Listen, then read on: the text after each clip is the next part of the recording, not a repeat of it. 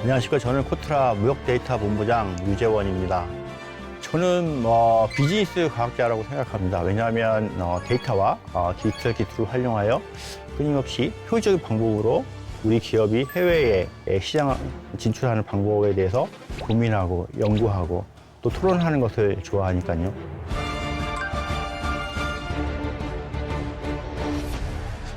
인류의 역사는 싸움의 연속이라고 생각합니다.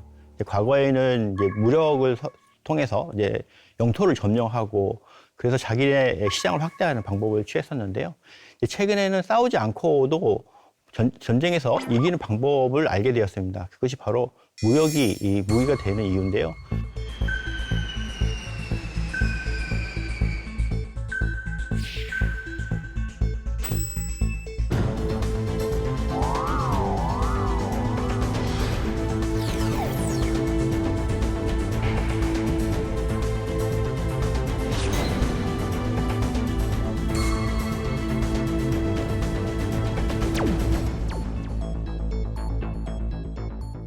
하나 예를 들어보겠습니다. 2010년 9월 7일 센카쿠 열도 부근 해역에 순찰하던 일본 해양보안청 순시선이 중국 어선을 발견하게 됩니다.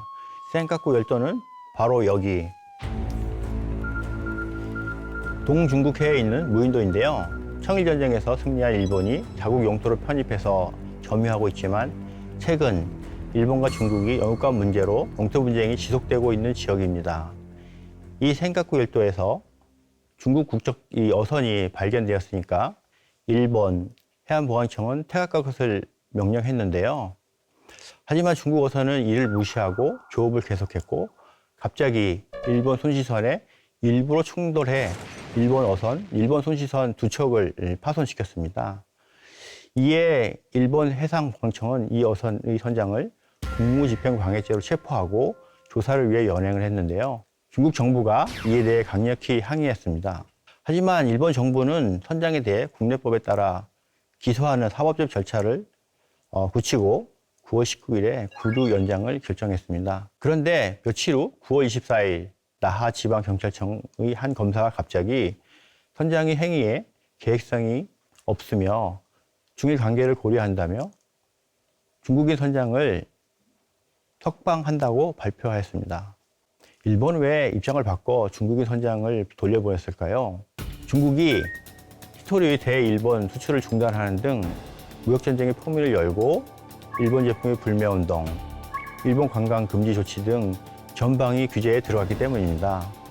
히토리는 전자제품의 필수 소재로 당시 중국에 대한 일본의 수입 의존도가 90%에 달했습니다. 따라서 중국이 히토리 수출 중단이라는 보복 조처를 감행하자 일본이 백기를 든 것이죠. 만약 이런 일이 19세기에 일어났다면 양국 간의 전쟁으로 비화됐을지도 모르겠습니다. 하지만 21세기에는 군사력이 아니라 무역을 중심으로 전쟁을 이끌어갑니다. 바로 무역전쟁이죠. 어느 나라든지 직접 전쟁을 하지 않고 우월한 경제 규모나 기술을 통해 상대방의 자국의 의지를 강요할 수 있는 수단이 생겼습니다. 그렇다면 현재까지 역사상 무역을 무기화해 가장 강력한 무역 전쟁을 벌이고 있는 나라는 누구일까요? 미국과 중국이죠. 미국과 중국은 연간 무역액이 1조 달러를 상회하는 세계 최대의 무역 파트너입니다.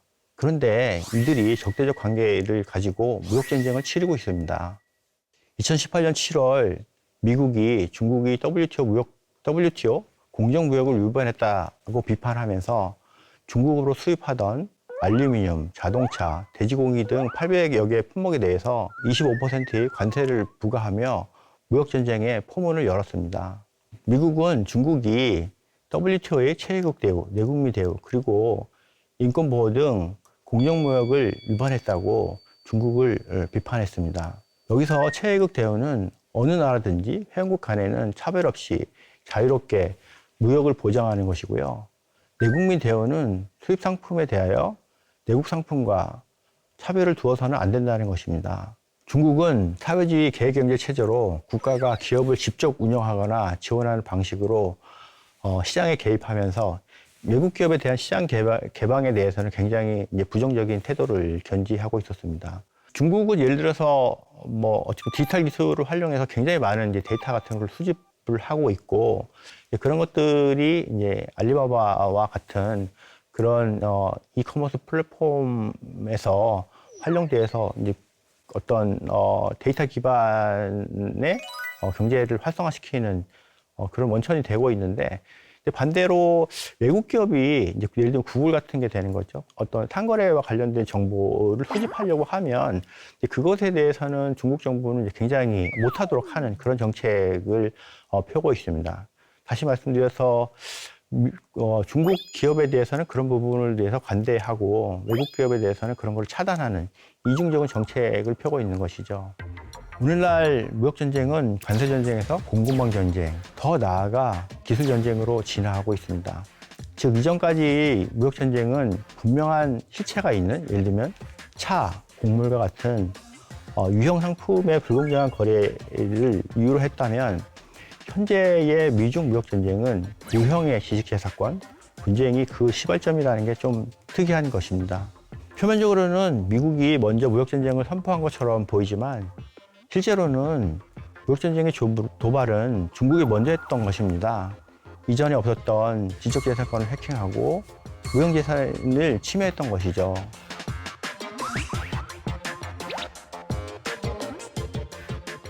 예를 들면 미국의 디지털 기술, 예를 들면 AI나 빅데이터 기술을 사전에 협약을 체결하지 않고 그런 것들을 임의로 사용하는 것들이 그 예가 되겠습니다. 미국에는 중국인 기술자들이 이제 많이 가 있는데 중국이 제조 2025를 실천을 하려고 할 때 미국에서 근무하는 중국인 과학자들을 많이 이제 본국으로 송환하는 송환한다 그럴까 불러들이는 정책을 폈는데 그러한 지식인들이 가지고 있는 기술이 미국에서 습득한 지식이 중국으로 이제 불법적으로 이전되는 효과가 있는 거죠. 그런 것들이 하나의 예가 될 수 있을 것으로 생각합니다. 서구 선진국들이 그걸 모르고 중국에게 시장을 개방한 게 아니었을 것 같거든요. WTO 처음에 가입을 허락을 했을 때 각오한 거 아니에요? 2001년 미국이 중국을 WTO 가입국으로 승인했을 때는 미국이 원했던 것이 있습니다. 즉 중국이 WTO 체제로 들어오면 중국이 사회주의 경제를 버리고 혹은 계획 경제를 버리고 민주, 자유시장 경제로 돌아설 것이라고 기대를 했던 거죠. 하지만 중국은 사회주의 경제를 계속 유지하면서 WTO 가입을 계기로 세계의 경쟁으로 성장하면서 경제 규모가 더욱 커지는 미국의 기대와는 다른 쪽으로 계속 진화되었습니다. 한편으로 중국은 미국을 타도해야 할 제국주의이면서 제품을 팔아야 하는 시장으로 보고 있고요.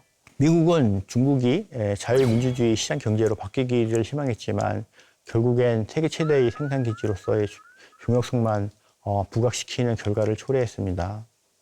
이와 같은 미국과 중국의 동상이몽은 양국의 무역 갈등을 더욱 심화시키고 있는 것이죠. 이런 상황에서 한국은 어떻게 대응해야 할까요? 한국은 미국 입장에서도 중국 입장에서도 꼭 필요한 국가입니다. 미국 입장에서 보면 중국을 압박하기 위해서는 지금은 이제 반도체 등 디지털 기술을 가지고 있는 게 가장 중요한 부분의 하나인데 이제 일본은 이제 소재 내지는 장비 기술을 가지고 있다고 하면 한국은 이제 제조 기술을 가지고 있는 것입니다. 미국이 중국과 대응하기 위해서는 한국과 대만의 반도체 제조 기술이 반드시 필요한 상황이고요. 중국 입장에서 보면 중국이 어떻게 보면 문매를 맡고 있는 상황이잖아요. 전 세계 누구도 중국을 편들어주는 사람이 없는 완전히 고립된 상태에 있습니다. 그나마 중국이 조금 가까이 할 수 있는 나라를 찾아보면 그것은 유일하게 한국입니다. 최근에 뭐 IPEF에 가입한 국가들도 봐도 다 반중 친미 노선을 가지고 있는데 한국은 유일하게 중국과의 관계를 계속 유지해 나가고 있는 국가인 것입니다. 어떻게 보면 우리가 미국, 중국이 아쉬운 것보다 그들이 더 아마 한국이 아쉬울 것으로 생각이 됩니다. 그래서 한국은 누구도 중국도 미국도 무시할 수 없는 전략 자산을 키워야 되는 것입니다. 전략 자산은 배타적이고 계속 시장을 확대해 나갈 수 있는 그런 자산인데요. 지금 같으면은 이제 반도체, 배터리 이런 것들이 되겠고요. 미래를 뭐 가정한다면 뭐 디스플레이도 될 수 있고 뭐 양자 기술, 그다음에 백신, 바이오 이런 것들이 되겠습니다. 이제까지 설명드린 미중 무역 전쟁은 이제 시작에 불과합니다. 왜냐하면 미국은 러시아에 사용했던 현재 사용하고 있는 금융 제재, 즉 금융 카드를 아직 사용하지 않고 있고, 중국은 일본에 사용했던 히토리 카드를 아직 사용하지 않고 있기 때문입니다. 우리는 더 심각한 무역 전쟁에 대비해야 합니다. 오늘의 한 줄 리뷰는 누구도 나를 함부로 할 수 없는 전략 자산을 강화하자로 하겠습니다.